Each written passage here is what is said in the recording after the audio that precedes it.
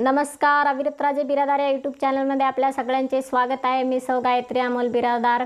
विष्णुमय जग वैष्णवांचा धर्म, भेदा भेद ब्रह्म अमंगळ, यारे यारे लहान थोर याती भलते नारी नर। जगद्गुरु तुकोबारायांची ही विचारधारा, ही कीर्तन आणि वारकरी संप्रदायाची विचारधारा की या ठिकाणी कोणीही मोठा नाही आणि कोणीही लहान नाही, कोणीही उच्च जातीतला नाही आणि कोणीही नीच जातीतला नाही, सगळे समान आहेत। आणि जर इथे भेद करत असतील, जातीभेद करत असतील, तर मग तो भेद कसा आहे, तर तो अमंगळ आहे, त्याचा विटाळ आहे त्या भेदाचा। आणि म्हणून जगद्गुरु तुकोबाराय म्हणतात, भेदा भेद ब्रह्म अमंगळ, आपण सगळे एकच आहे। याच्याही पलीकडे जाऊन संत सांगतात की सारे विश्वची माझे घर, हे संपूर्ण विश्व जे आहे ते माझंच कुटुंब आहे आणि हे विश्वातले सारे लोक हे माझ्या कुटुंबियातले माझे आप्तच आहेत। एवढंच नाही तर प्राणी पक्ष्यांनाही आपलंसं समजणारे जगद्गुरु तुकोबाराय आणि हा वारकरी संप्रदाय, जगद्गुरु तुकोबारायांची विचारधारा पुढे नेत असणारा प्रवाह, म्हणजेच त्या प्रवाहाचं नाव आहे वारकरी संप्रदाय। परंतु आता वारकरी संप्रदायात मात्र राजकारण्यांनी पाय रोवायला सुरुवात केली, नवे नवे पाय रोवून चांगले ठामपणे राजकारणी उभे राहिलेत। एकीकडे पक्षांनी विटाळण्याला आमचा देश झालेला आहे, ह्या पक्ष आणि पार्ट्यांनी आमच्या देशाची लोकशाही बर्बाद केलेली आहे, ह्या पक्ष आणि पार्ट्यांनी आमचा धर्मसुद्धा बुडवायला सुरुवात केलेली आहे, नव्हे तो बुडवल्यात गंतीच आहे। या पक्ष आणि पार्ट्यांनी आमचा धर्म मोडून खाल्ला, इथली माणुसकी मोडून खाल्ली। पण कुठेतरी त्यांना देवाधर्माच्या संप्रदायांमध्ये थोडासा धर्म शिल्लक असलेला दिसला असेल, तर तिथे पक्ष आणि पार्ट्या घुसल्या आणि तिथला सुद्धा धर्म विकून खायला सुरुवात आमच्या देशातील या पक्ष आणि पार्ट्यांनी केली। आणि म्हणून आमचा धर्म धोक्यात आला।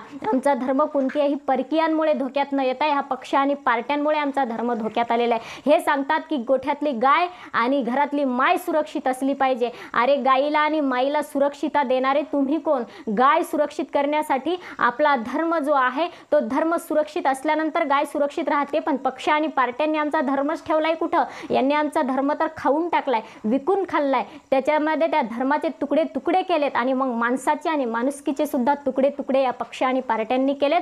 पण हे सांगतात की जे गायीचं संरक्षण करतात त्यांना मतदान द्या। मग हे डायरेक्टली हे धर्माचे जे याचे जे एजंट आहेत राजकीय पार्ट्यांचे, हे धर्माचा बुरखा वरून घालतात आणि सांगतात की यांना पक्षाचं नाव घेता येत नाही, कारण हे संप्रदायामध्ये येतात ना। मग जेव्हा हे गळ्यामध्ये विना घालतात तेव्हा यांना डायरेक्टली पक्षाचं नाव जर कीर्तनात घेता येत नसेल, तर हे म्हणतात की जे गायीचं संरक्षण करतात त्यांना मतदान करा। ज्यांनी गायीचं संरक्षण करतात, ज्यांनी गायीचं रक्षण करतात, ज्यांनी गायीचं पालन करतात त्यांना मतदान करा। डायरेक्टली असं सांगायचं म्हणजे मग पक्षाचंच नाव घ्यायचं ना डायरेक्ट। मग पक्षाचं नाव घेता इनडायरेक्ट जर बोलतात तर तो व्यक्ती पक्षाचाच होतो, त्या संप्रदायाचा राहत नाही। हे पहिले माणसाने सिद्ध केलं पाहिजे। जर गायीचं संरक्षण करणारा एखादा पक्ष आहे तर त्यांच्या खुट्याला किती गायी आहेत? त्यांच्या बायका रोज गायीच्या शेणाचे टोपले काढून उकंड्यावर जातात का? याचं सर्वेक्षण झालं पाहिजे, पुढे आणलं पाहिजे। कोण आहेत, कोणाला म्हणता तुम्ही गायीचं रक्षण करणाऱ्यांना मतदान करा? म्हणजे कोणाला करा? त्या पक्षाचं नाव सांगा डायरेक्टली, मग आम्ही सांगतो की त्यांच्या बायका उकंड्यावर जातात की नाही शेणाचे टोपले घेऊन, आणि हे लोक दिवसभर गायी चारायला जातात की नाही? हे पक्षाचे असले म्हणजे गायीचे रक्षक झाले का? नुसतं गोरक्षक म्हणून घ्यायचं, पण खुट्याला गायी किती आहेत? रोज गायींसाठी भारे आणता का गवताचे? नाही। मायला सुरक्षित ठेवण्यासाठी, घरातली माय सुरक्षित,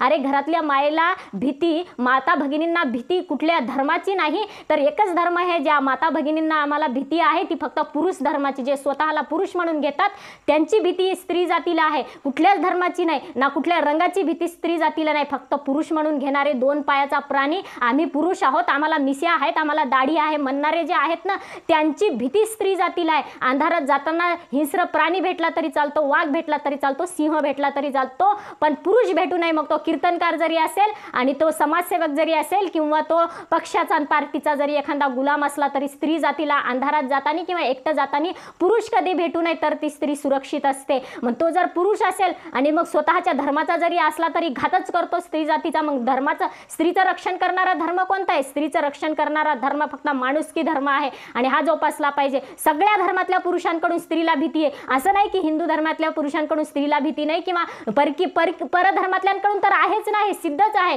परधर्माच्या गल्लीतून स्त्री एकटीच कशालाच जाईल? मग ते परधर्मी आहेत, ते आपल्या आपल्यावर अन्याय अत्याचार करतात हे स्त्रीला माहितच आहे. तिथून स्त्री एकटीही जाणार नाही आणि तिथून जाण्याचं धाडसही करणार नाही, जपून राहील तिथून जाण्यापासून. पण स्वकीयांकडून स्वधर्मातून जर घात होत असेल तर यांच्यावर सुद्धा विश्वास कसा ठेवायचा. म्हणून कीर्तनकाराकडून गळ्यात विना जरी असेल पण स्वतःला पुरुष म्हणून घेत असाल तर तुमच्यापासून पण सुद्धा धोका आहे स्त्री जातीला. म्हणून तुम्ही म्हणू नका की घरातली माय सुरक्षित राहते त्याला मतदान करा, घरातली गाय सुरक्षित ठेवतो त्याला मतदान करा. सरळ पक्षाचं नाव सांगा. गळ्यात विना घातला, हातात टाळ घेतला, नारदाच्या गादीवर उभं राहिला आणि तुकोबारायांचा अभंग घ्यायचा. तुकोबारायांच्या अभंगावर तिथं कीर्तन करायचं 2 घंटे. मानधन तुकोबारायांच्या अभंगाचं घ्यायचं आणि गुणगान मात्र राजकीय चाटुगिरी चमच्यांचं गायचं. ही नारदाची गादी किंवा हा संप्रदाय असू शकत नाही. आणि वरून म्हणायचं एखाद्या श्रोत्याला की मी ज्या कीर्तनाचा अभंग घेतला आहे तो अभंग तुम्ही म्हणून दाखवा. आजचा मान आणि आजचं धन, आजचं मानधन मी तुम्हाला देतो. कोणाला तुम्ही मानधन देण्याच्या गोष्टी करता? श्रोत्यांना प्रश्न विचारण्याचा अधिकार आहे.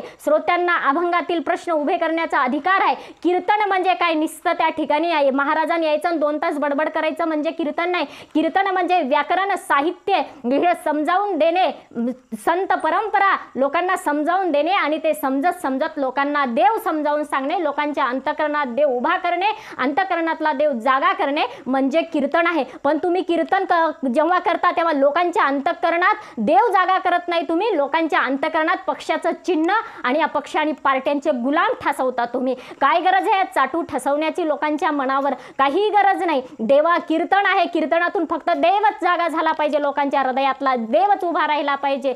ऐसी कीर्तन मर्यादा आहे संतांच्या घरची, जेणे अंतरी मूर्ती ठसे श्रीहरीची. अंतरात मूर्ती श्रीहरीची उभी राहिली पाहिजे, भगवंताची. इतकं नामस्मरण आणि इतकं भजन त्या ठिकाणी झालं पाहिजे. पण आपण जर पक्षांच्या चाटुगिरीने या चाटूंचं वर्णन तिथं करत असाल तर काही लोकांचे गट पडलेले आहेत. पहिलंच कुठल्याही गावामध्ये जा, तुम्ही कोणाचे आहेत म्हणलं तर लोक बापाचं नाव सांगणार, लोक नरेंद्र मोदीचं सांगतात, लोक राहुल गांधीचं सांगतात, लोक सोनिया गांधीचं सांगतात, यांचे नावं सांगतात लोक.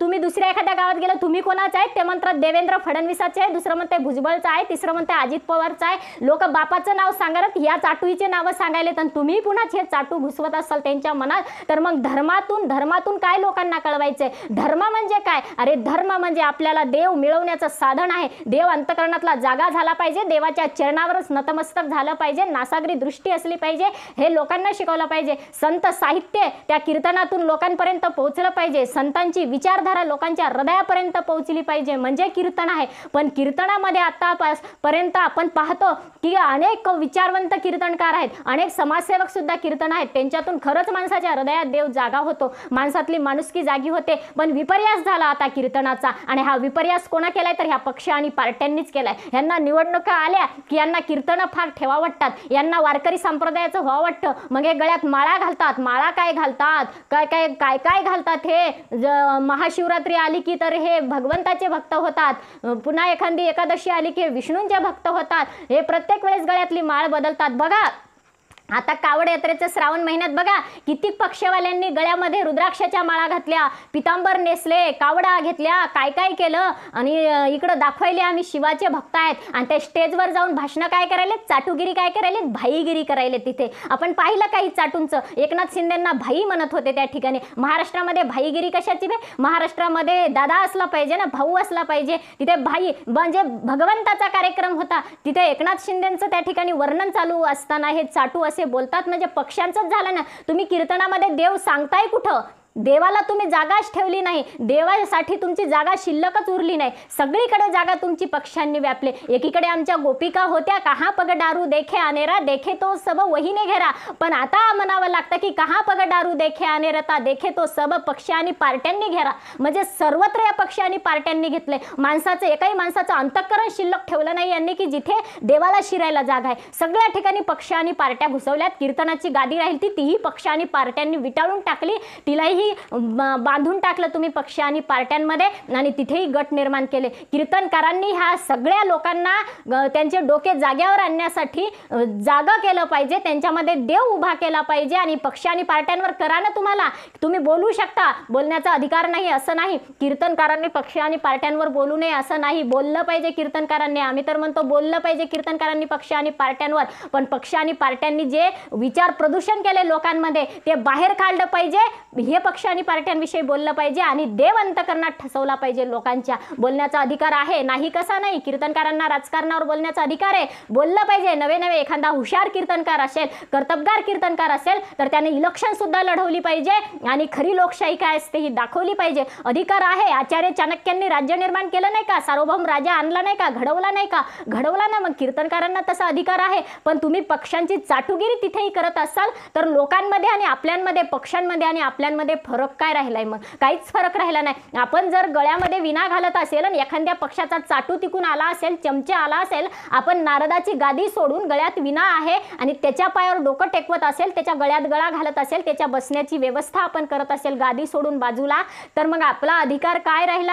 आपली किंमत त्या ठिकाणी काय राहिली? सगळी किंमत शून्य झाली ना. कुठलाही पक्ष आणि पार्ट्याचा आमदार नाही, मंत्री येऊ द्या, वाकू नका त्याच्या समोर, कारण तो आपला मुनीम आहे. मुनीम आपण मालक आहे. सामान्य माणसांनी सुद्धा वाकायचं नाही. कीर्तनकारांनी तर सोडूनच द्या. काय बाळासाहेब थोरात येऊ द्या, नाही तर अमोल खताळ येऊ द्या, नाही तर देवेंद्र फडणवीस येऊ द्या, नरेंद्र मोदी येऊ द्या, अमित शहा येऊ द्या, वाकायचं नाही. कीर्तनकारां म्हणजे वाकायचं नाही. यांच्या समोर सामान्य माणसानं सुद्धा वाकायचं नाही. मुनीम आहेत ते सगळे साले, मुनीम आहेत हे, मुनीम आहेत. यांनी मुनीमाप्रमाणेच काम केलं पाहिजे, म्हणून यांच्या समोर वाकायचं नाही. पण जेव्हा कीर्तनकार ह्या चमच्यांसमोर वागतो तेव्हा मात्र वारकरी संप्रदायाची किंमत काय राहिली मग लोकांमध्ये? मग हे फिरवणारच ना, मग यांचे एजंट घालणारच ना आपल्यामध्ये हे, आणि यांचे कामं साधून घेणार, यांच्या हजारो वर्षे हे सत्ता आणणार. पक्ष ह्यांनी पक्षासाठी बायको सोडतात आणि आपल्याला सांगतात धर्मासाठी 10 लेकरं होऊ द्या. नरेंद्र मोदींनी पक्षासाठी बायको सोडली, धर्मासाठी 10 लेकरं नाही होऊ दिली. 10चा विषय तर सोडा, एक बी लेकरू नाही होऊ दिलं. धर्मासाठी द्यायचे होते 10 लेकरं, धर्मासाठी 10 लेकरं जन्माला घालायचे होते. आपल्याला म्हणतात आपला धर्म खतरे में है, 10 लेकरं होऊ द्या, परधर्मीय 10 लेकरू व्हाल. अरे तुम्ही बायको सोडून द्यायला 10 लेकरं होऊ देण्याचा तर विषय दूरच.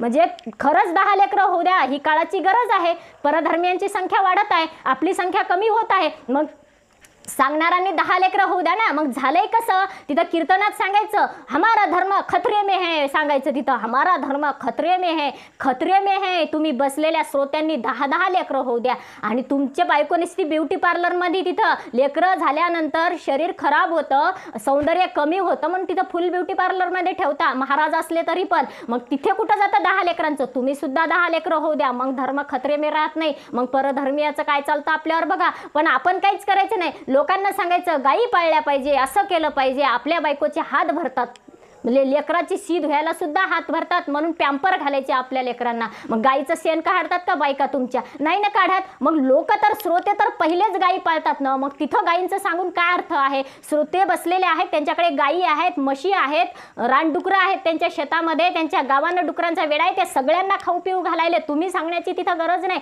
तुम्ही लोकांमध्ये सांगायचंय. फक्त या राजकारण्यांनी लोकांचे विचार जे विटाळलेले आहेत ते बाजूला करायचे, ज्याप्रमाणे आपले संत गाडगे महाराज करायचे. दिवसभर गाव स्वच्छ करायचे आणि रात्री लोकांचे मन स्वच्छ करायचे. असे मन स्वच्छ करण्याचं काम म्हणजे कीर्तन, आणि भक्ती आणि ज्ञानाचं साधन म्हणजे कीर्तन. तुम्ही भक्ती बाजूला केली, ज्ञानही बाजूला केलं, तिथे ज्ञानही बी देईनात आणि भक्ती बी देईनात. ज्ञान मिळतंय कीर्तनातून, संत साहित्य किती कळतं कीर्तनातून. एक अभंग घेतला तर 10 कीर्तन एका अभंगावर होतात. एवढं सुंदर त्या अभंगावरती आपल्याला बोलता येतं. परंतु त्या अभंगातलं ज्ञानही तुम्ही सांगतात आणि त्या ज्ञान सांगता सांगता ते भक्ती सुद्धा होते. कीर्तन ही भक्ती आहे. 9व्या भक्तीपैकी कीर्तन आणि श्रवण ही सुद्धा भक्ती आहे. श्रोत्यांना श्रवण नावाची भक्ती घडते आणि कीर्तनकाराला कीर्तन नावाची भक्ती घडते. पण त्या ठिकाणी भक्तीही शिल्लक ठेवली नाही आणि ज्ञानही शिल्लक ठेवलं नाही. तिथं पक्ष आणि पंथाचा वारा, हा अहंकार त्या लोकांमध्ये निर्माण केला आणि तुमच्यामध्ये ठसवला. आणि मग देव अंतकरणात राहिला कुठं? मग तिथे व्हायला लागल्या हिंसा, लोकांमध्ये नफरत निर्माण करायला लागले तुम्ही. निस्ती नफरत. काही कीर्तनकार आले, निस्ती बायांची निंदा, निस्ती स्त्रियांची निंदा, निस्ती शाळकरी मुलींची निंदा त्या ठिकाणी. का तर लोक खिक खिक खिक हसले पाहिजे, राजकारणी खिक खिक खिक खिक हसले पाहिजे आणि त्यांनी तारखा आणि सुपाऱ्या दिल्या पाहिजे आणि मोठे पाकिट दिले पाहिजे. आणि मग ते आपल्या स्त्रियांवर आणि शाळकरी मुलींवर बोललं की आपले ते आहेतच उन्हार काटे झिपरे डबरे तिथं बसलेले खिक खिक खिक खिक हसायला. काहींनी असं केलं, त्यांचेच हे अनुयायी पुढे आले पुन्हा. मग हे धर्माच्या नावाखाली पुन्हा उड्या मारायला लागले. मग तिथं काही एक गट बसलेला असते दुसऱ्या पक्षाचा, एका पक्षाविषयी काही बोलायचं. काही म्हणतात इटालियन बाईच्या घरात खाऊन काढले तुम्ही? म्हणजे बाळासाहेब थोरातांना बी असं म्हणायला लागले की इटालियन बाईच्या. इटालियन बाई कोणाला म्हणाले तुम्ही? अरे ती ज्या इटालियन बाई विषयी बोलायले, आज राजीव गांधी असते तर तुम्हाला उत्तर दिलं असतं. मग ती एक स्त्री आहे, परकीय आहे, परनारी आहे तुमच्यासाठी, आणि परनारी माते समान आहात. तुकोबारायांनी सांगितलेलं नाही का तुम्हाला? मग या कीर्तनकारांनी पाळायचं का नाही? का श्रोत्यांनाच सांगायचं फक्त परनारी माते समान?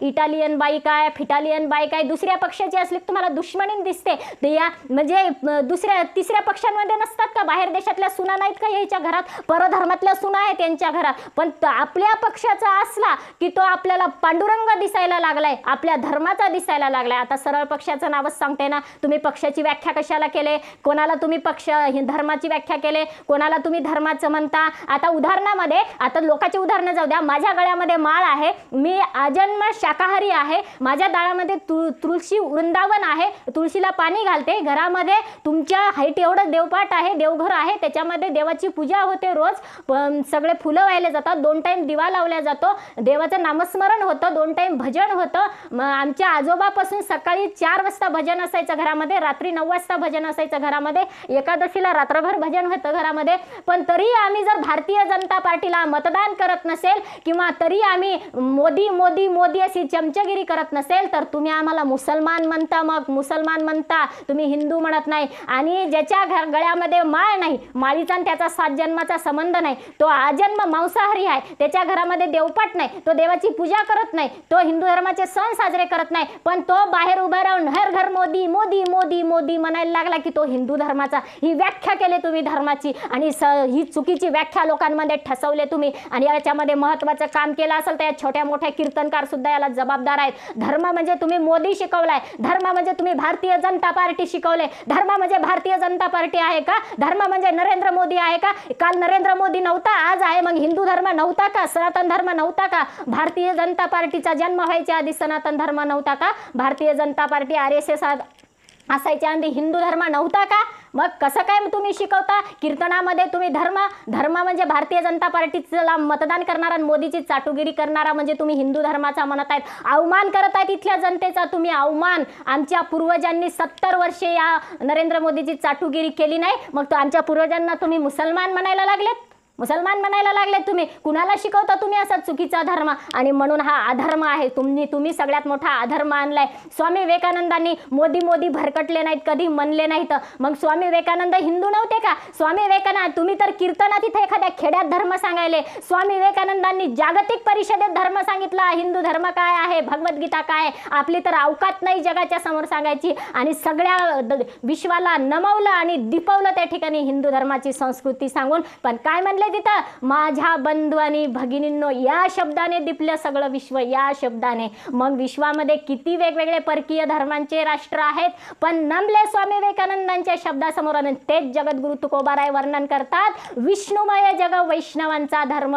या ठिकाणी तुम्ही जो भारतीय जनता पार्टी नावाचा धर्म सांगितलेत ना, तो धर्म तुकोबारायांनी वर्णन नाही केला. विष्णुमय जग वैष्णवांचा धर्म सांगितलेला आहे. आपण वैष्णव आहेत आणि आपला धर्म कोणता असेल तर तो आपला धर्म भारतीय जनता पार्टी आणि नरेंद्र मोदी आपला धर्म नाही. विष्णुमय संपूर्ण जग, संपूर्ण विश्व भगवान विष्णूंनी व्यापलेलं आहे. हा आपला वैष्णवांचा धर्म आहे. वैष्णव शब्द आलाय तुकोबारायांच्या मुखातून. वैष्णव जनतो तेने कहिये पर पिडाई जाने जे. ज्याला दुसऱ्याचं दुःख कळतो तो खरा वैष्णव आहे. दुसऱ्याची पीडाच ज्याला कळत नाही तो वैष्णव कशाचा? आणि तिथे सांगता की आम्ही छत्रपती शिवरायांचं वर्णन करू लागलो म्हणून तेढ निर्माण झाला. अवकात नाही इथं कोणाचे छत्रपती शिवरायांचं नाव घेतल्याबरोबर उभं राहून भांडण करायची अवकात नाही. अवकात अरे हिंदूंच्या पुत्रामध्ये सोडा, मुसलमानामध्ये सुद्धा अवकात नाही कीर्तनामध्ये उभं राहून कीर्तन बंद पाडायची. आणि ते कीर्तन बंदही पाडलं नाही. श्रोत्यांनी प्रश्न जर विचारला तर त्या प्रश्नाचं उत्तर आपल्याला देता आलं पाहिजे, हँडल आपल्याला करता आलं पाहिजे. श्रोत्यांना सगळ्या करोडो पब्लिक असू द्या, तुम्ही छत्रपती शिवरायांचं वर्णन सांगा, अगदी शांत होऊन लोक स्तब्ध होऊन ऐकतात. पण नक्की आपण तिथे चाटुगिरी करता. प्रत्येक वेळेस पाहिलं तुम्ही स्वतः सांगता की आम्ही सांगतो पक्षाविषयी बोलतो. जर देवेंद्र फडणवीसांचं तोंड तुम्ही स्वतःच्या सदऱ्याने पुसत असाल, एखाद्या बसवरचं एकनाथ शिंदेचं तोंड, नरेंद्र मोदीचं तोंड, अजित पवारांचं तोंड जर स्वतःच्या सदऱ्याने पुसत असाल तर श्रोते उभं नाही राहणार तर काय करणार? हे लोकांनी पाहिलेलं असते ना. मग सांगता की तिथं काँग्रेसचे कार्यकर्ते होते, ते तारीख घ्यायलाच विरोध करत होते. आपले हे बघून विरोध करत होते, कारण की विरोधकांविषयी जर तोंड पुसणारे असतील हे त्यांचे बसवरचे, तर लोक तिथे विरोध करणारच ना. आणि मग तिथं तुम्ही येऊन जर पक्षाची चाटुगिरीच करत असाल तर लोक विरोध करतील. गावामध्ये 2 गट आहेत. एक गट हा बोलणार की महाराज काहीच सांगत नव्हते वाईट, महाराज छत्रपती शिवरायांचाच इतिहास सांगत होते. दुसरा गट उभा राहतो, तो गट म्हणतो की महाराज त्या ठिकाणी पक्षांची चाटुगिरी करत होते. 2 गट. मग कीर्तनकाराला हे 2 गट एकत्र करता आलं पाहिजे. पण तुम्ही तिथं गट कसं काय निर्माण होऊ दिले? गट तर पहिलेच निर्माण आहेत ना, आपल्याला माहित आहे ना. मग आपण कशासाठी कीर्तनकार? आपल्याला एक गट बाजूला करता आले पाहिजे आणि लोक एकत्र करता आले पाहिजे. या चाटूंनी, या चमच्यांनी पक्षाच्या जे गट पाडलेत ना गावामध्ये, ते गट कीर्तनकारांना मोडून काढायचेत आणि लोकांना एकत्र करायचे. लोकांना ज्ञानोबारायांचे अनुयायी करायचे, लोकांना तुकोबारायांचे करायचे. जसे लोक पूर्वी ज्ञानोबारायांचे तुकोबारायांचेच होते, पण आता लोक अजित पवारचे आहे म्हणतात, आता लोक देवेंद्र फडणवीसाचे आहे म्हणतात. हे आपल्याला बंद करता आलं पाहिजे, हे दाखवून दिलं पाहिजे. एका गावामध्ये पाण्याविषयी सभा होती, दुष्काळाची होती. तिथली महिला म्हणत होत्या की आमच्या गावचा दुष्काळ हटल्याशिवाय दीदी तुम्ही लग्न करू नका, आधी आमच्या गावचा दुष्काळ हटवा म्हणून. त्यांना विचारलं तुमच्या शेजारची बाई तुमच्या शेजारी का बसत नाही? ती म्हणली नाही ते नरेंद्र मोदी आहेत. तुम्ही कुणाचे? तर आम्ही राहुल गांधीचे आहेत. म्हणलं असं कसं काय? मग त्या बाईच्या पोराला प्रश्न विचारला तू कोणाचा आहे? तर त्यानं म्हणलं 5 वर्षाचं पोरगं मी माझ्या बापाचा आहे. पण हे बापाचे नावं सांगणं झालेत, ही गटबाजी निर्माण झाले. तुम्ही शिकवा लोकांना आपल्या बापाचं आहेत म्हणायला कीर्तनातून. ज्ञानोबारायाचे नाव घ्यायला शिकवा, तुकोबारायांचं नाव घ्यायला शिकवा. लाडकी लेक मी संतांची, संत म्हणले आमचा पण बाप आहे, संत आहे आणि आम्ही त्यांचे लाडके लेकरं आहोत. विठू माझा लेकरूवाळा संगे गोपाळांचा मेळा. अरे काय, आपण सगळे देवाचे लेकरं आहोत, देवाचे. विठू माझा लेकरूवाळा. मग देवाचे लेकरं कोण आहेत? काय भूत आहेत का? आपण सगळे देवाचे लेकरं आहेत हे शिकवा. आपण सगळे भावंड आहोत हे शिकवा. पण काय चालवलंय तुम्ही आता कीर्तनामध्ये? जागजागी सासासुनांची निंदा, स्त्रियांची निंदा, शाळकरी मुलींची. सगळ्यात जास्त निंदा कोणाची केली जात असेल तर ती शाळकरी मुलींची. आणि त्याच्यामुळे शाळकरी मुलींचं जीवन धोक्यात आलेलं आहे, धोक्यात. तुम्ही कीर्तनामध्ये जो तमाशा निर्माण केला शाळकरी मुलींविषयी, महाविद्यालयीन मुलीविषयी, त्यामुळे मुलींचं जीवन धोक्यात आलेलं आहे. हे छपरी टपरी दुसऱ्या दिवशी ते कीर्तनाचे डायलॉग मारतात मुली कॉलेजला जात असताना, मुली शाळेत जात असताना. म्हणून कीर्तनकारांनी जेणे अंतरी मूर्ती ठसे श्रीहरीची, ऐसी कीर्तन मर्यादा संतांच्या घरची, हे शिकवलं पाहिजे, हे सांगितलं पाहिजे. उठू द्या श्रोता, विचारू द्या श्रोत्याला प्रश्न, आपण उत्तरं दिली पाहिजे त्याची. तुम्ही उत्तरं न देता मोक्ष देतो म्हणता 11 वाजता. मोक्ष म्हणजे काय? मोक्ष आहे, डायरेक्ट मोक्ष देता तुम्ही, म्हणजे मारून टाकणार का तुम्ही? माणसाला मोक्ष कधी मिळतो? मेल्यावरच मिळतो हेच सांगतात ना, मेल्यावर मोक्ष मिळतो म्हणून. मग तुम्ही जिवंतपणे मोक्ष देणार होते 11 वाजता. जर 10 10:30 ला श्रोता प्रश्न विचारायला आणि 11 वाजता मोक्ष देता, तर अर्ध्या तासात तुम्ही त्याला मारून टाकणार आहेत का? ही भाषा कोणाची आहे? तुम्ही एकच अभंग सांगता फक्त जगद्गुरु तुकोबारायांचा, नाथाळाचे माथा हानू काठी. मग तुमच्या मनाने नाथाळ कोण? समोर बसणारे श्रोते नाथाळ, तुम्हाला प्रश्न विचारणारे नाथाळ. नाथाळाचे माठा हानू काठी म्हणजे कोणावर काठ्या घालणार तुम्ही? मंबाजी बुवांनी जगद्गुरु तुकोबारायांवर काठ्या घातल्या आणि आता जगद्गुरु तुकोबारायांचं कीर्तन ऐकायला आलेल्यांवर काठ्या घाला. म्हणजे हा अभंग तुम्ही सांगता तुकोबारायांचा, पण तुकोबारायांच्या दुसरीही कीर्तनं तुम्ही त्या अभंगावर कीर्तन करत जा की. तुकोबारायांचा एकच अभंग आहे का? वृक्षवल्ली आम्हा सोयरे वनचरे पक्षी सुसोरे आळविती. याच्यावर तर अभंग करायला जीभ झडते तुमची. कधीच अभंग घे, या अभंगावर कीर्तन करत नाही तुम्ही. का करत नाहीत? तुम्हाला पर्यावरणाशी नातं जोडायचं नाही. तुम्हाला पर्यावरणाचं प्रदूषण झालेलं चालतंय आणि लोकांचं विचार प्रदूषण झालेलं चालतंय. पण जगद्गुरु तुकोबारायांचं खरं ज्ञान तुम्ही कळू देत नाही. का कळू देत नाही? पक्ष्यांची चाटुगिरी करायची, वेगवेगळे पक्षी पार्ट्या, मग हे मोठे पॉकेट देतात. पर्यावरण काय देणार आहे आपल्याला? पर्यावरणाची सेवा केली तर निसर्ग काय देणार आहे? ही तुमची धारणा झाली आणि म्हणून पक्षाचे रुमाल गळ्यात घालून फिरत आहेत तुम्ही. भगवा भगवा भगवा भगवा म्हणता, आम्ही भगव्याचं संरक्षण करता, भगवा आमचा देव आहे म्हणता. किती मस्जिदवर तुम्ही भगवे फडकवले आतापर्यंत, ज्यांनी तुम्ही तेढ निर्माण करायले? देता का उत्तर याचे? सांगा याची यादी. आम्ही एवढ्या मस्जिदवर भगवे फडकवले आणि तिथं अजून सुद्धा भगवे फडकत आहेत, कुणाची काढायची हिंमत नाही. अरे काय म्हणता भगवा? मंदिरावर भगवा तर आम्ही बांगड्या असणाऱ्या बाया सुद्धा फडकवतो. काय तुम्ही गोष्टी करता भगव्याच्या? आमच्या हातात बांगड्या आहेत ना, मग आम्ही बाया बऱ्या तुमच्यापेक्षा. मंदिरावर जाऊन भगवा फडकवू शकतो आम्ही. पण तुम्ही मस्जिदवर भगवा फडकवून दाखवा मग कीर्तनात म्हणा भगवा भगवा. कोणी पक्ष आणि पार्ट्याचे एजंटने उठायचं आणि भगवा पुढे घ्यायचा आणि भगव्याच्या नावाखाली लोकांना भडकवायचं. लोकांच्या भावना भडकवतात मग आणि लोक चालतात मग मोदी मोदी मोदी मोदी करत. काही केलं की एकच चेहरा दाखवायचा, अपेस तोंड येतो. तोच चेहरा दाखवायचा आणि लोकांचे मन भडकवायचे, लोकांचे मन भडकवायचे. अक्षरशः लोकांना भिकेला लावलं त्या थोबाडानं आणि तेच तुम्ही लोकांना शिकवताय. समोर काय करत आहेत? भगवा.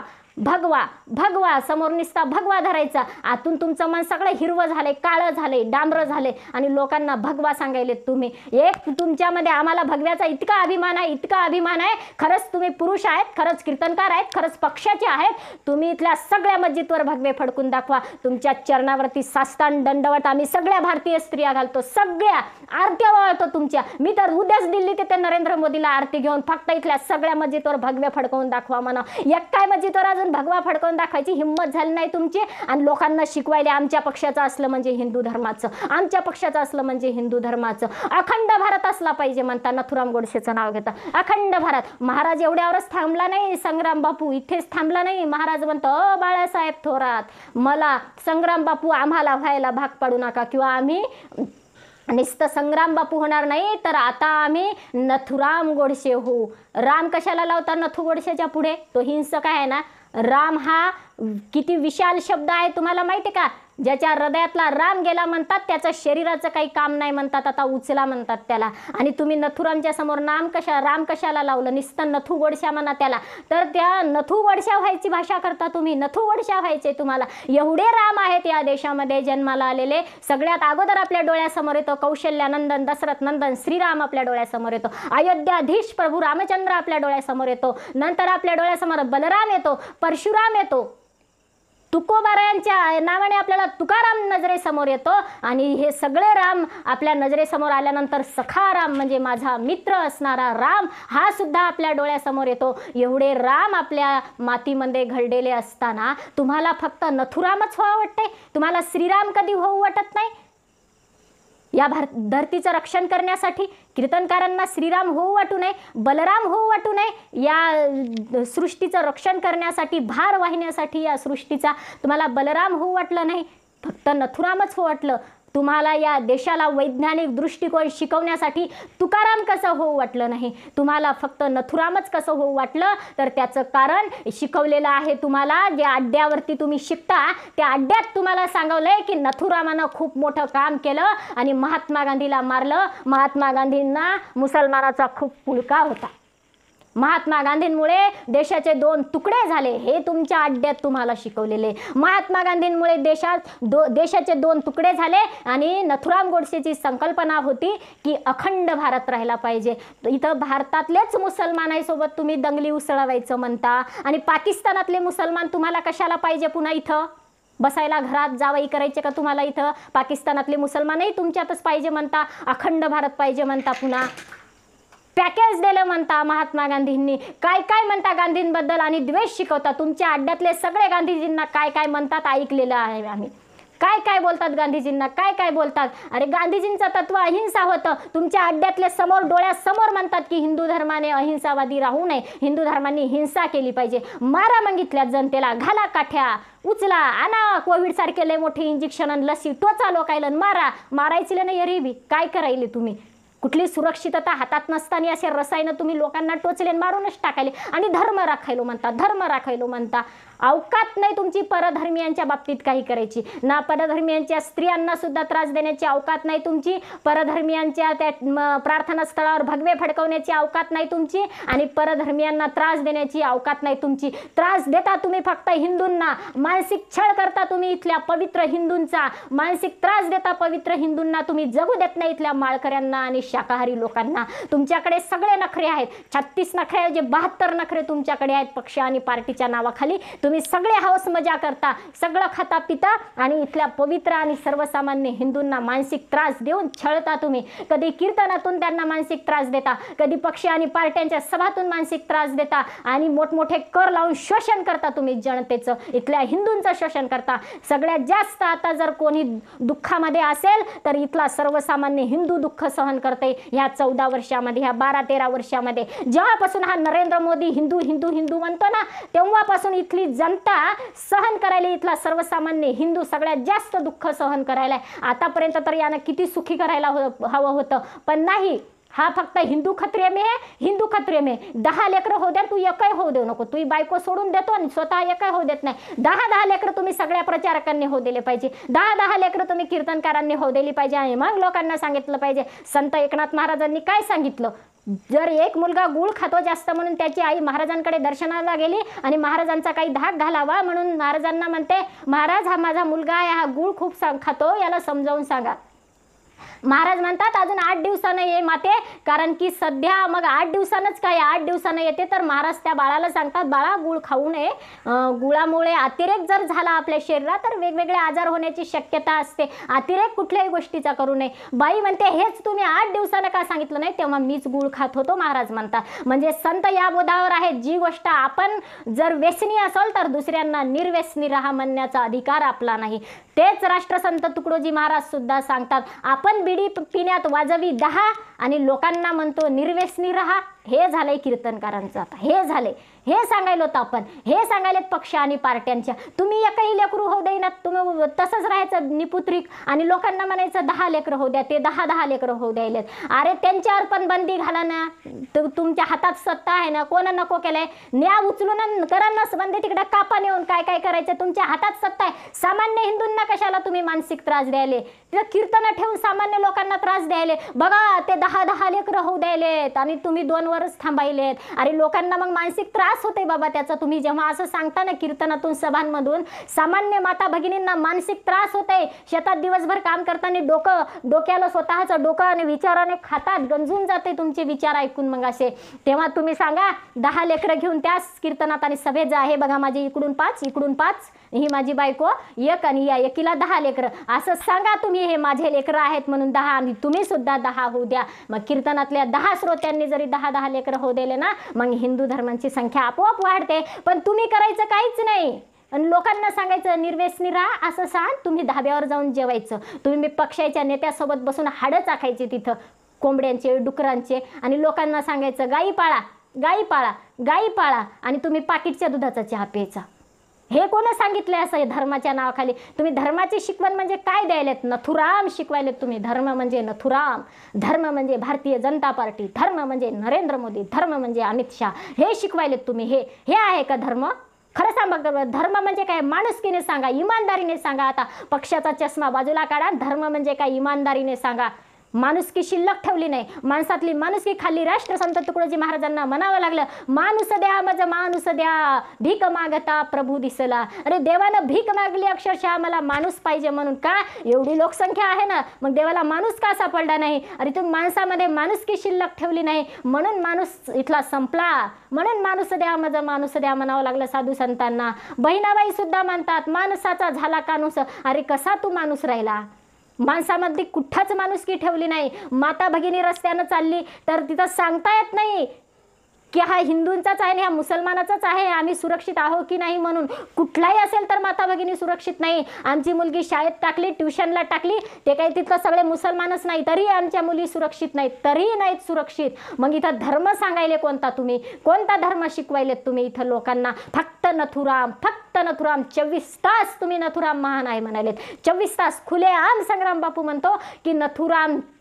एवढं सगळं झाल्यानंतरही संग्राम बापू म्हणतो की नथुराम हा एक मोठा देशभक्त होता. ही दुसरी बाजू तुम्ही दाखवत नाहीत. मग भगतसिंग आपले देशभक्त नव्हते का? भगतसिंगांचं वर्णन त्या ठिकाणी करायला जीभ झडते का कीर्तनामध्ये? करा बरं भगतसिंगांचं वर्णन. महाराणी झाशीची लक्ष्मीबाईचं वर्णन करा कीर्तनामध्ये. कोणत्या श्रोत्याची अवकात आहे उठून प्रश्न विचारण्याची? बघतो आम्ही. बाया आडव्या आल्या असत्या झाशीच्या राणीचं वर्णन करताना, त्या श्रोत्यांना खाली बसवलं असतं. अवकात नाही तुमची. देशभक्तांचं वर्णन करत नाही तुम्ही, नथुरामाचं वर्णन करता. नथुराम देशभक्त आहे शिकवता, म्हणता देशाला माहीत होऊ दिला नाही नथुराम किती देशभक्त होता. असेल ना बाबा घेणं जावई करून, पण शेवटी तर हिंसा केली ना. नथुराम शिकवत होता फक्त हिंदुत्व. ब्रिटिशाबद्दल नथुरामला काही द्वेष नव्हता. दाखवा तुम्ही ब्रिटिशाबद्दल द्वेष असेल तर. तो फक्त हिंदू हिंदू हिंदू म्हणायचा. जे ब्रिटिशांचं ब्रेद होतं ना की हिंदू मुस्लिम करायचं आणि यांना सुखी कधीच राहू द्यायचं नाही, ते नथुरामनं घेतलं ब्रीद आणि इथं हिंदू मुस्लिम करून महात्माजींचा बळी घेतला. का घेतला मग बळी? तुम्ही महात्माजींना बदनाम करून, खोटं ठरवून, खोटं नाटक करून महात्माजींविषयी खोटं पेरत आहेत लोकांमध्ये. आणि हा देशभक्त आहे नथुराम हे दाखवत आहे. कीर्तनाच्या माध्यमातून जर तुम्ही नथुराम देशभक्त आहे हे सांगितलं तर तुम्ही गावागावात नथुरामाचे मंदिरं बांधायला भाग पाडणार कीर्तनकार. हे सत्य आहे. सत्य आहे. पुढील 10 वर्षामध्ये नथुरामाचे तुम्ही या नथू गोडशाचे तुम्ही मंदिरं उभे करता गावागावामध्ये. तुम्ही देशभक्त आहे म्हणल्यानंतर भारत मातेचं मंदिर. स्वामी विवेकानंद म्हणतात की आपल्याला देश जर इतर राष्ट्राप्रमाणे आता पुन्हा वैज्ञानिक क्रांतीमध्ये पुढे न्यायचा असेल, प्रगत करायचा असेल, पुनच्छ गर्भश्रीमंत, पुनच्छ म्हणजे पूर्वी सुद्धा आपला देश गर्भश्रीमंत होता, पण हे परकीय आक्रमण आल्यानंतर आणि अलीकडे ब्रिटिशांचं आक्रमण झाल्यानंतर आपल्या देशाची परिस्थिती खालावली. आपल्या देशामध्ये दारिद्र्य रेषेचे कार्ड द्यावं लागले लोकांना. पण स्वामी विवेकानंद म्हणतात पुनच्छ आपल्याला गर्भश्रीमंत व्हायचं असेल तर आपल्याला सगळे देवदेवता बाजूला ठेवून सगळ्यांची देवता फक्त भारत माता असली पाहिजे. ही देव आपल्याला सगळ्या डोळ्यासमोर ठेवायला पाहिजे. भारत मातेचं मंदिर आपल्याला गावागावामध्ये उभे करावं लागतील, पण तुमची वाटचाल स्वामी विवेकानंदांच्या विचारांवर नाही कीर्तनकारांनो, पक्षाच्या आणि पार्टीच्या गुलामांनो. तुमची वाटचाल आहे नथुरामाचे मंदिर गावागावामध्ये तुम्हाला उभे करायच्यात, नथुरामाचे. आणि म्हणून काही श्रोत्यांनी विरोध केला तर तुम्ही खोट्या केसेस दाखल करता. त्या CCTV कॅमेऱ्यामध्ये थोरातांनी दाखवलं, कॅमेऱ्याचे आणि तारखीचे फुटेज दाखवले की ती संग्रामची गाडी आधीच कुठे कुठे फुटलेली होती, तारखीसहित दाखवलं ना. मग त्याचे मुद्दे खोडा ना आधी तुम्ही, त्याचे उत्तर मग म्हणता की त्याचा तपास पोलीस करतील. पोलिसांना करायला लावले की आधीच तुम्ही तिथं पेन कागद घेऊन करा FIR दाखल. पोलिसांना येतो तिकडून फोन मुसलमानासोबत रील बनवणाऱ्या भाभीच्या नवऱ्याचा, गृहमंत्र्याचा, की करा यांच्यावर FIR दाखल, हे गुन्हा दाखल करा. प्रत्येक गोष्टीचा वेगवेगळा गुन्हा, 5-5 गुन्हे दाखल करायला लावता का? त्यांच्या गळ्यात माळी असल्या तरी बी, वारकरी असले तरी बी तुम्ही, जर ते मोदी करत नसतील तर मग त्यांच्यावर गुन्हे दाखल करायला लावता. तुम्ही हिंदू विरोधी आहेत. आधीच फुटलेली गाडी CCTV फुटेजचे सगळे डिटेल्स दाखवतात. माहितीचे अधिकारांनी मिळवलेले आहेत ते, एका स्त्रीने मिळवलेले आहेत, लेडीज वकिलाने मिळवलेले आहेत ते फुटेज. तुमच्यापेक्षा म्हणून स्त्रिया कितीतरी बऱ्या. तुम्ही आता बांगड्याच घालायचं काम बाकी आहे, फक्त खोटे नाटकं करायलेत असे. आधी फुटलेली गाडी तिथे दाखवता आणि गुन्हा दाखल करता म्हणता गाडीची तोडफोड केली. त्या कीर्तनात ज्या गाडीतून तुम्ही बसूनच आले नाहीत त्या गाडीची तोडफोड झालीच कशी? तुम्ही बसून येता ती निळ्या रंगाची गाडी दिसते, सरकारी अधिकाऱ्याची गाडी दिसते, महाराष्ट्र शासनाच्या गाडीच्या नंबरमध्ये तुम्ही फिरता. सरकारी गाडीमध्ये फिरण्याचा अधिकार काय? सरकारी गाडींमध्ये पक्षाचा प्रचार करायला फिरायचं. सरकारी गाडीमध्ये ज्या गाडीचं पेट्रोल जनतेच्या तिजोरीतून भरल्या जातं त्या गाडीमध्ये बसायचं तुम्ही महाराष्ट्र शासनच्या, आणि त्याच्यातून पक्षांचा प्रचार करायचा. हा गुन्हा होऊ शकत नाही का? ज्या अधिकाऱ्याच्या गाडीत ह्या पक्षाच्या एजंटला बसवून आणला जातो तो अधिकारी सुद्धा गुन्हेगार आहे. सरकारी अधिकारी, कोण्या कृषी खात्याच्या अधिकाऱ्याच्या गाडीत बसून आणलं त्या दिवशी, त्या गाडीमध्ये दाखवता एक गाडी, फुटलेली दुसरी गाडी, बसून आलेली तिसरी गाडी. हे चाललंय काय सगळं खोटं नाटक? एका लेडीज वकिलाने इतके पुरावे गोळे केलेत, त्याचं काहीतरी आहे का? नुसतं धर्म धर्म धर्म आणि सगळा अधर्म घुसवायले तुम्ही. अधर्म घुसवला सगळा लोकांमध्ये, अधर्म, सगळा अधर्म आणला. सगळा धर्म तुम्ही विकून खाल्ला पक्ष आणि पार्ट्यांनी सगळ्या.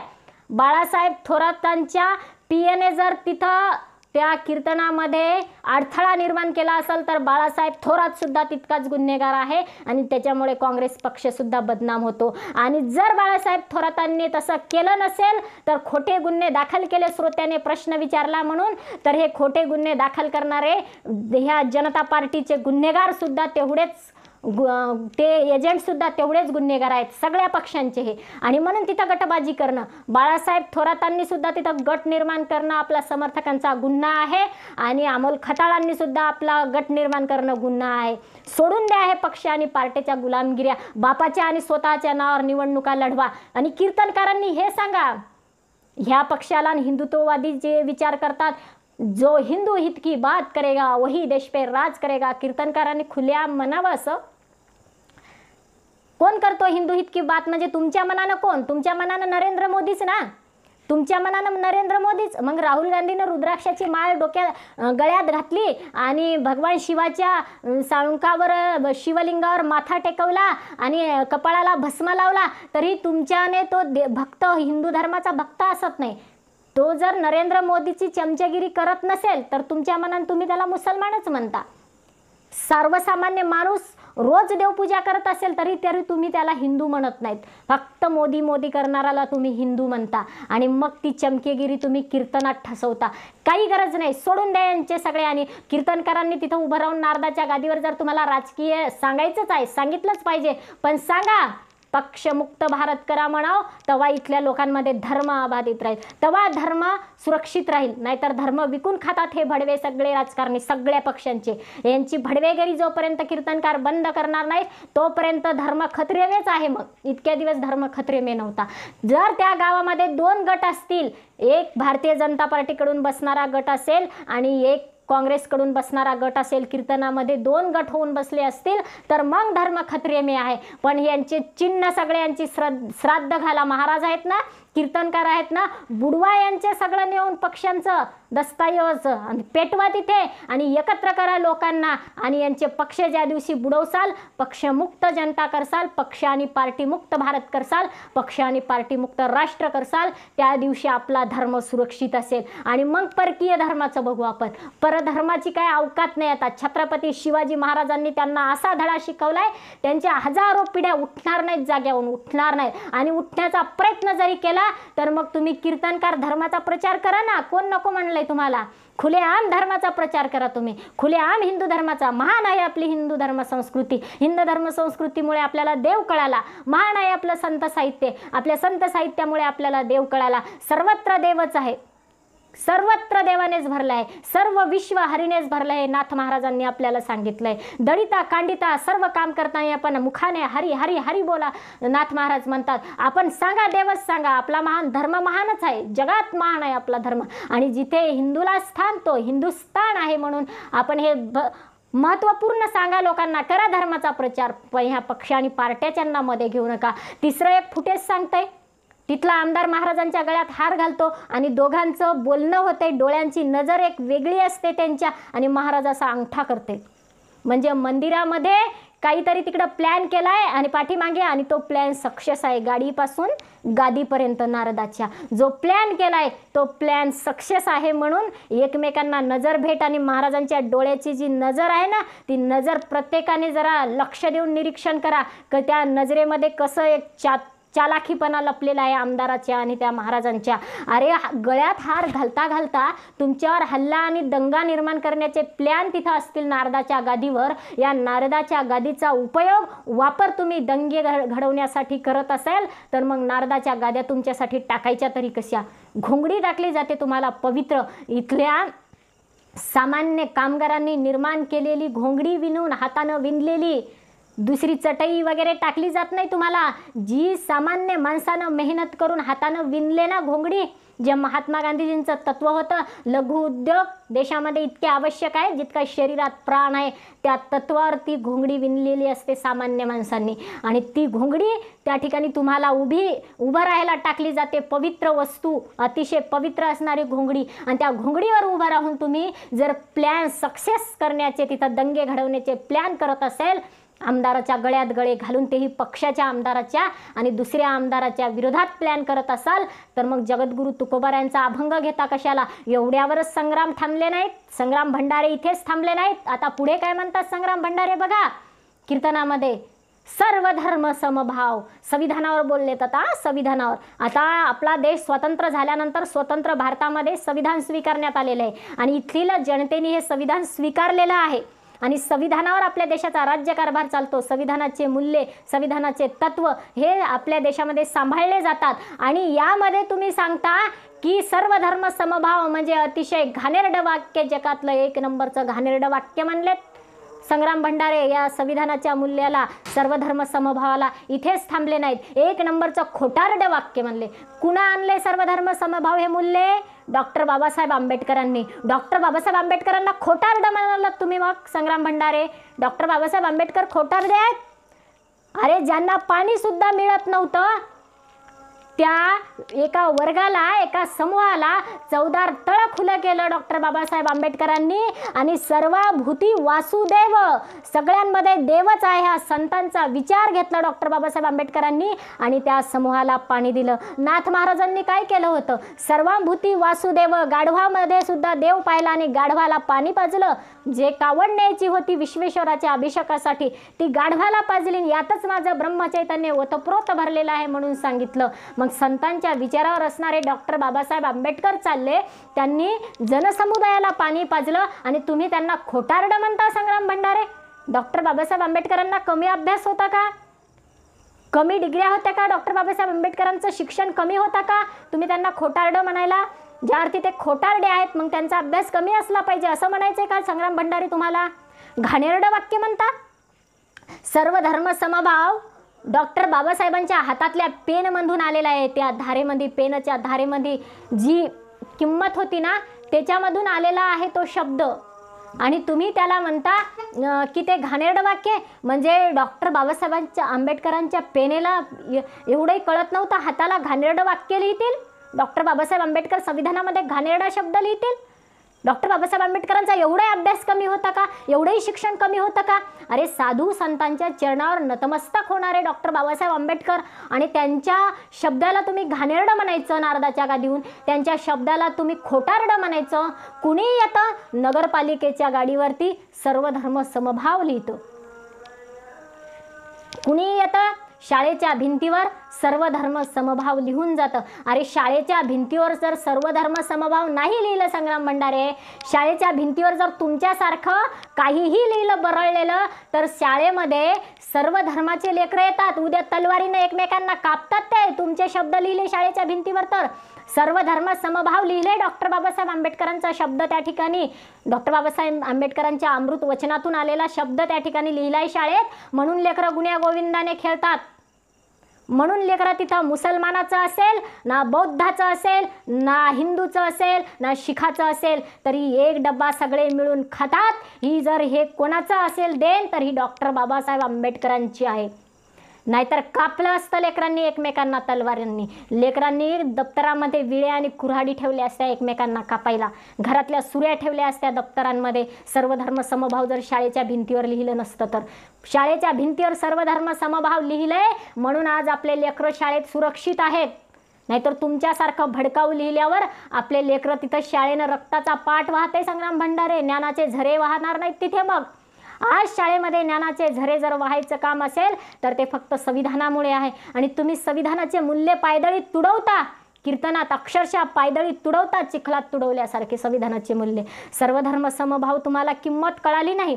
आणि मग जगद्गुरू तुकोबरायांच्या तोंडातून, मुखातून, अमृत वचनातून निघालेले शब्द आहेत ना, सर्व धर्म समभाव म्हणजे काय? इथं भेदाभेद ब्रह्म अमंगळ आणि इकडे सर्व धर्म समभाव एकच आहे ना. विष्णुमय जग वैष्णवाचा धर्म, भेदाभेद भ्रम मंगळ. विष्णुमय जग आहे म्हणजे काय? सर्व धर्म समभावच. जगामध्ये सगळे बाकीचे धर्म नाहीत का? मग इस्लाम धर्म आहे ना कितीक राष्ट्रामध्ये, मग तरी जगद्गुरू तुकोबाराय का म्हणतात विष्णुमय जग वैष्णवांचा धर्म? तुकोबारांचा अभ्यास कमी आहे असं म्हणायचं का तुम्हाला? आता तुम्ही डॉक्टर बाबासाहेब आंबेडकरांचा तर कमी आहे असं दाखवून दिलंच लोकांना. मग आता जगद्गुरू तुकोबारांचा अभ्यास नाही असं म्हणायचंय का तुम्हाला संग्राम भंडारे? विष्णुमय जग म्हणजे इस्लाम राष्ट्र एवढ्या मोठ्या संख्येवर असताना सुद्धा जगद्गुरू तुकोबाराय म्हणतात विष्णुमय जग, हे जग माझं विष्णूंनी भरलेलं आहे, हे विष्णुमय जग आहे. सारे विश्वाची माझे घर ज्ञानोबाराय म्हणतात. मग ज्ञानोबारायांचा अभ्यास कमी आहे म्हणायचे का तुम्हाला? अरे कुठलाच जगातला सायंटिस्ट ज्ञानोबारायांच्या समोर टिकणार नाही. इतके वैज्ञानिक आमचे ज्ञानोबाराय आहेत आणि तरीसुद्धा तुम्हाला ज्ञानोबारायांचं मूल्य पटत नाही का? सारे विश्वाची माझे घरं. आणि म्हणून संतांनी हे सगळे बोध मांडलेत. विष्णुमय जग, सर्वाभूती वासुदेव, कहा पगडारू देख्या नेरा, देखे तो सब वही नेगरा. याच्या पुढे जाऊन सांगायचं विठ्ठल जळी स्थळी भरला, रिता ठाव नाही उरला, आज मी या दृष्टीने पाहिला विठ्ठलची विठ्ठल. सर्वत्र भगवान परमात्मा भरलेला आहे, सर्वत्र माझा पांडुरंग भरलेला आहे. मग विश्वामधली कुठलीच जागा शिल्लक नाही जिथे माझा पांडुरंग नाही, जिथे माझा विठ्ठल नाही. आणि निस्ता आहे असं नाही, तो मी या दृष्टीने पाहिलाय, स्वतःच्या अनुभवलाय तो देव मी स्वतःच्या दृष्टीने. हे सांगतात जगद्गुरू तुकोबाराय, हे सांगतात सगळे संत, हे सांगतात नामदेवराय, हे सांगतात संत एकनाथ महाराज. आणि तरीही तुम्हाला सर्व धर्म समभाव कोणाच्या वचनावर तयार केले मूल्य? साधू संतांच्या वचनावर तयार केले सर्व धर्म समभाव. डॉक्टर बाबासाहेब आंबेडकरांना संत साहित्याचा अभ्यास नव्हता असं समजू नका संग्राम भंडारे. खूप महान आहेत आपले महात्मे, त्यांच्या ज्ञानाची परीक्षा तुम्ही घेऊ नका आणि संविधानातील मूल्य पायदळीत तुडवू नका. संविधान आणि पुढे म्हणता की मला पक्षावर बोलण्याचा अधिकार संविधानानेच दिलेला आहे. तुम्हाला संविधानाचं वाक्य घाणेरडं वाटते, तुम्हाला संविधानाचं सर्वधर्म समभाव मूल्य खोटारडं वाटते आणि मग संविधानाचा आधार घेऊन बोलता कशाला पुढे? हे असं कसं होत आहे? एकीकडे सांगायचं संविधान खोटारडं आहे म्हणायचं, आणि संविधानानं अधिकारही दिला म्हणायचं. असं कसं चालेल? मग हे का होते असं माहिती आहे का? वाचेमध्ये अशी बडबड का निर्माण होते? अडथळे का निर्माण होतात? पुढे आड मागे विहीर असं का निर्माण होते? हे या चाटूंचे, या भडव्यांचे चष्मे डोळ्यावर घातल्यामुळे, या पक्षांचे चष्मे. म्हणून म्हणते या भडव्यांची गुलामगिरी सोडा, या पक्ष आणि पार्ट्यांची गुलामगिरी सोडा, तेव्हा सामान्य हिंदू मोकळा श्वास घेईल आणि सामान्य हिंदू अभिमानाने जगेल आपला धर्म आणि आपला देव. जर या ठिकाणी तुम्हाला वाटत असेल अंतःकरणात उभा राहावा, तर सर्वप्रथम या सगळ्या आमदारांची भडवेगिरी सोडा. ज्या मतदारसंघात जासाल कीर्तन करायला, तेथील आमदारांची भडवेगिरी करायची. कोकणात गेलं, त्या कोकण्याची सुरू तिथं निलेश राणेसारखा नेता असला पाहिजे. ठाण्यात गेलं, एकनाथ साहेबांसारखा नेता असला पाहिजे. पुण्यात गेलं, अजितदादांसारखा असला पाहिजे. नागपुरात गेलं, फडणवीसांसारखा असला पाहिजे. यांनाच तुम्ही धर्म समजले. ज्या मतदारसंघात गेलं त्यांची भडवेगिरी. अरे आपले संत बघा, संपूर्ण विश्वात गेले तरी बी काय म्हणतात संत? सारे विश्वाची माझे घर आणि विठ्ठल जळी स्थळी भरला, रिता ठाव नाही उरला. साऱ्या विश्वात जाऊ द्या संतांना, विठ्ठलाचंच गुणगान गातात, विठ्ठलाचंच, भगवंताचंच. गेले नाही का राष्ट्रसंत तुकडोजी महाराज जपानमध्ये? काय म्हणाले?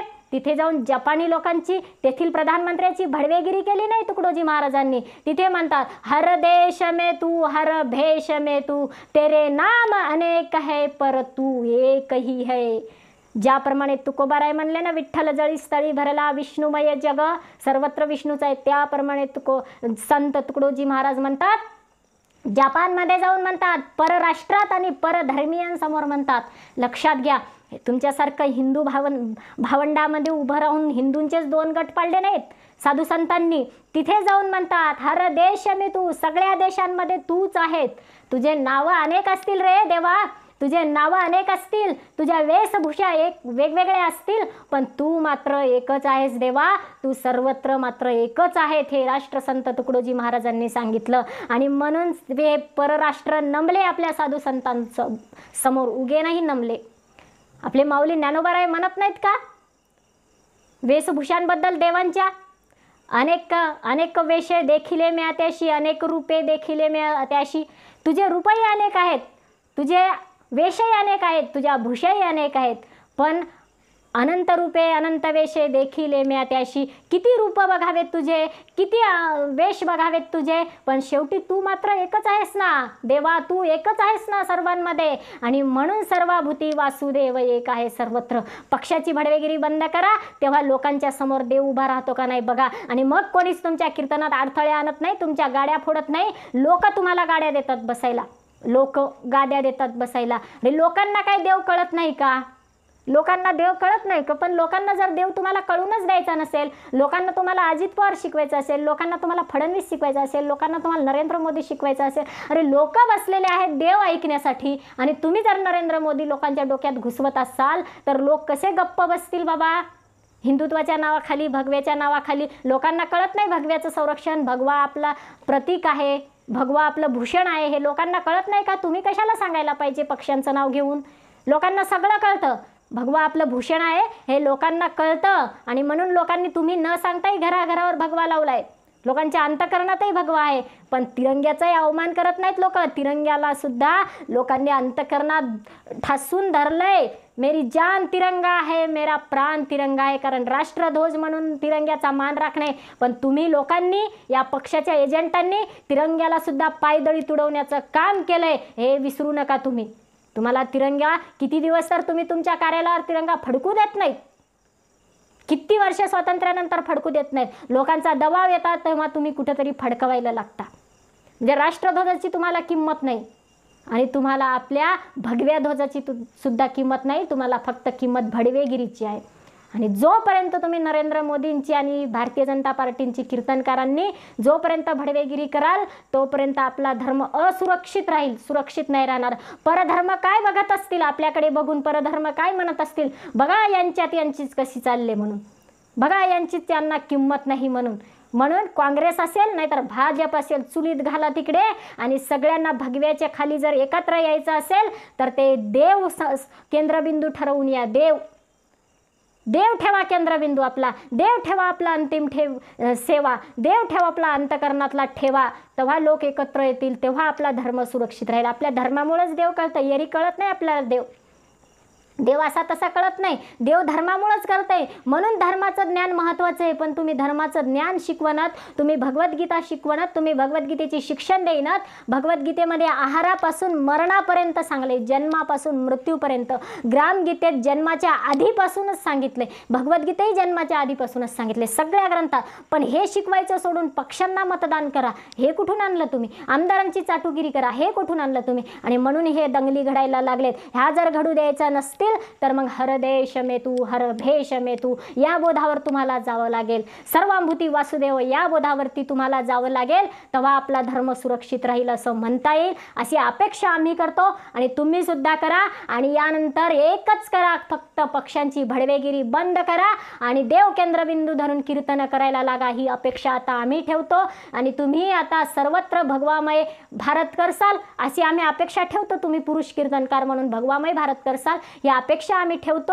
बाया म्हणून, स्त्रिया म्हणून, तुमच्या बहिणी म्हणून, माता भगिनी म्हणून. आता असंच पुन्हा भेटूया एका नवीन विषयावरती पुनश्च एकदा चर्चा करण्यासाठी. आणि व्हिडिओ आवडल्यास सर्वत्र शेअर करा. जाऊ द्या प्रत्येक हिंदूंपर्यंत खरा धर्म काय आहे म्हणून कळू द्या लोकांना. देव धर्म यांची सांगड कशी घातली पाहिजे म्हणून व्हिडिओला लाईक करा, शेअर करा आणि हाईप करायला विसरू नका. आणि आपल्या धर्माबद्दलच्या, आपल्या देवाबद्दलच्या प्रतिक्रिया नक्कीच तुम्ही कमेंटमध्ये व्यक्त करा.